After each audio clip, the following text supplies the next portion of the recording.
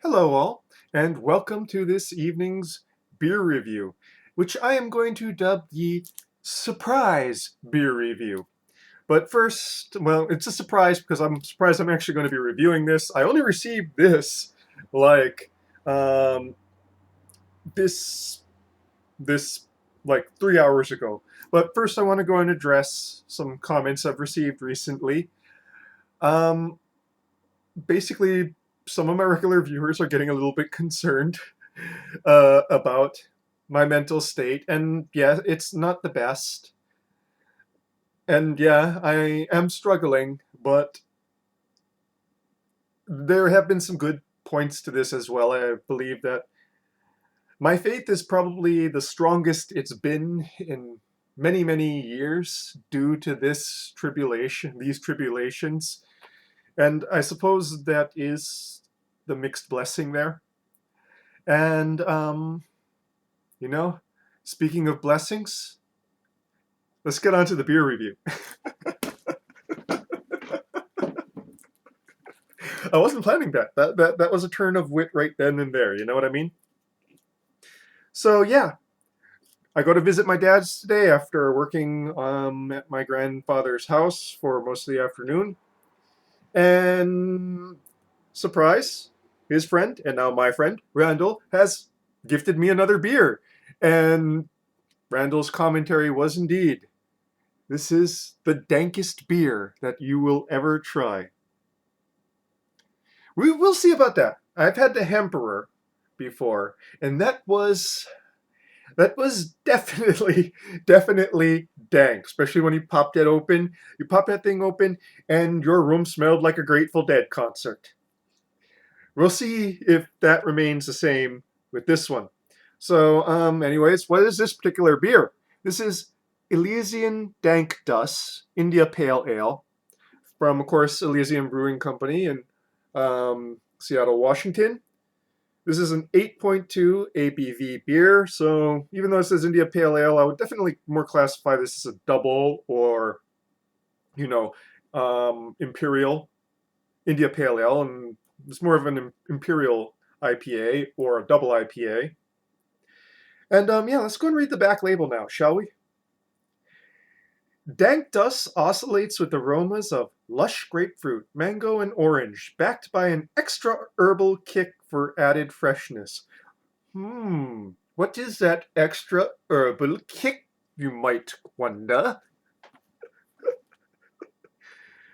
The sweet hop flavor and low bitterness nods to the classic space dust we all know and love, turned up a notch. And yeah, there's the other one that, and it's the same verbiage on all the other Elysian ones, talking about their brewery that opened up in 1996. But without further ado, let's go and open this up. And I almost feel like I should be playing like the opening, riff of Ingata Davida right there, right now. Like, I forget how that goes. Yeah, but you know it. Most of you guys will know it better than me because it's probably closer to your generation. Yeah, but yeah, let's go, and let's go and crack this one open and see and experience this level of dankness, which will indeed blow my mind. Okay, let's go.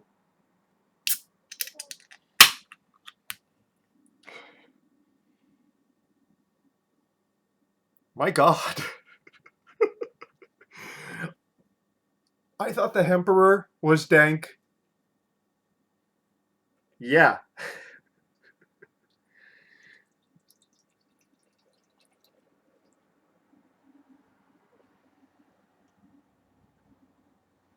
So the immediate room note. So if the Emperor was like you cracked open a baggie and sniffed it, this is like you step into a room and people are pass, pass, puff, puff. You know what I mean? So it smells like it's already been lit. Coloration is a cloudy golden orange with a frothy white head, about a finger's worth. Let's just go straight to it, shall we? So yeah, we have tropical fruit notes as on top there, but They're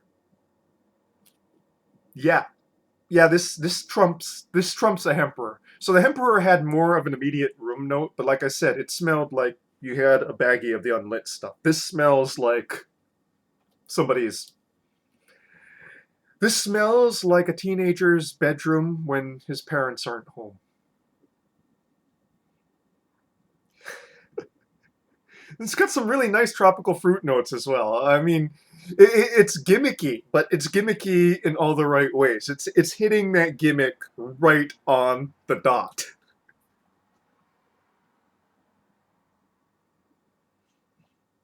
Yeah,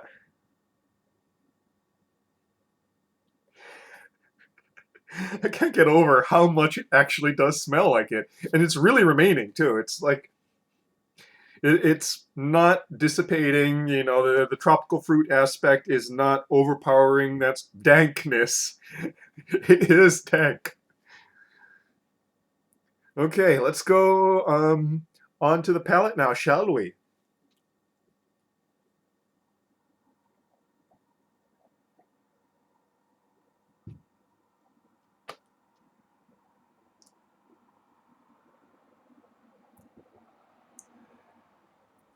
Wow, they really went for the full experience here.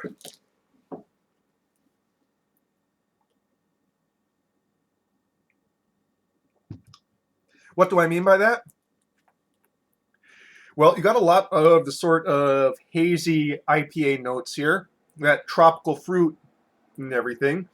I'm not going to spend too much time on that. There's a bit less citrus than some hazy IPAs I've had, but that makes sense. It's not super hazy, but it's definitely an IPA that leans towards a tropical. But what is absolutely amazing to me is that this is also the same sort of dankness on the palate. Not as much as in the nose, but is definitely there throughout as a base note on the palate, particularly in the long finish. And I'm probably admitting something. Family members watch this, and I will admit now that I have partaken in the past. Um, I am not particularly fond of it, being that I much prefer the other um, mind altering herb, namely tobacco. But I am well acquainted with the particulars of this herb in question. And my God, is the long finish not exactly like the aftertaste in your mouth after you. I swear to God, it is. It is. It's the same aftertaste.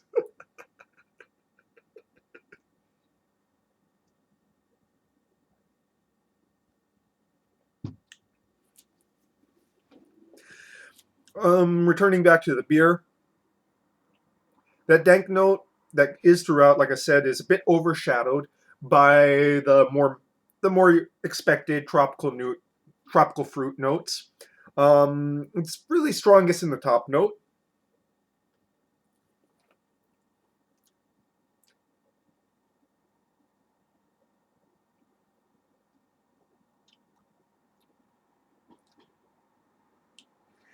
Going back to the beer aspect itself, much of the other flavor notes are a little bit muted um, for the style. It's still two style, but it's a little bit muted. If it didn't have this gimmick, this would be a very meh beer. But when you add this gimmick, and this gimmick hits that spot so well, it just takes that beer to the other level. You know what I mean? I just can't get over that long finish being exactly, well, I guess it's a long finish for smoking a doob, but it's the same long finish.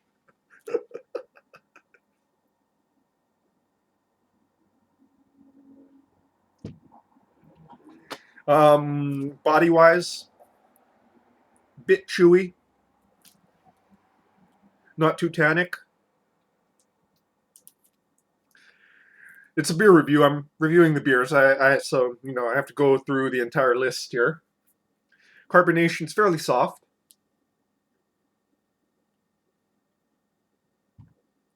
As it warms up, more citrus notes are appearing. Still, still very, very much second note, second note to the citrus fruits, as well as the dankness.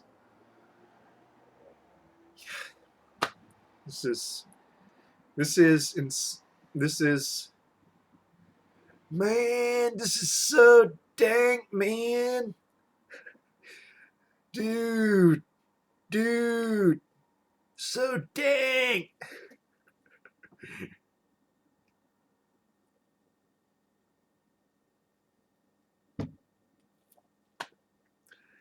I've never actually had like a home brew where actual cannabis sativa was used in place of hops, but I imagine this is probably the closest you can get to it. Of course, there's no THC in this. It's hemp that is the addition, which is why it can be sold here in Hawaii. But my God, I salute the brewer here because they did an absolute bang up job with just getting that one flavor note right in the nose and on the palate into the finish.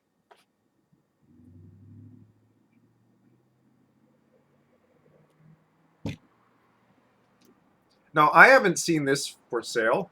I'm assuming Randall got it from someplace here in Hawaii. I almost want to pick up a sixer myself. Not because it's like mind blowing beer wise, but it's gimmicky enough that you kind of want to use it as a conversation piece at parties. Like this is definitely a party beer, something you would take to a party as a conversation piece. And honestly, I did that with a hemper, and it was, it was pretty funny. So my uncle Norman, I just kind of passed it to him because I brought it to a family party, and I popped it open, and just the look on his face after he opened the hemper was like,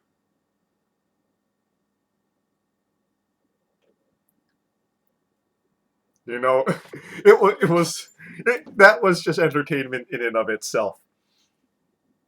And I think this one would be one of those beers that you take to a party just for that sort of gimmick slash entertainment purposes. And if I pick up a sixer, that's what I intend to do with it. Like I said, I know there's no THC in this, but I almost feel like I'm getting a contact high. It's just, it's just that good. You know what I mean? My dad is so going to give me shit for this review, but you know what? It's it is what it is. I'm not lying, man. You can't smell it through the camera or taste it through the camera, but yeah, it's a liquid doob, bro. Liquid doob without the illegal stuff.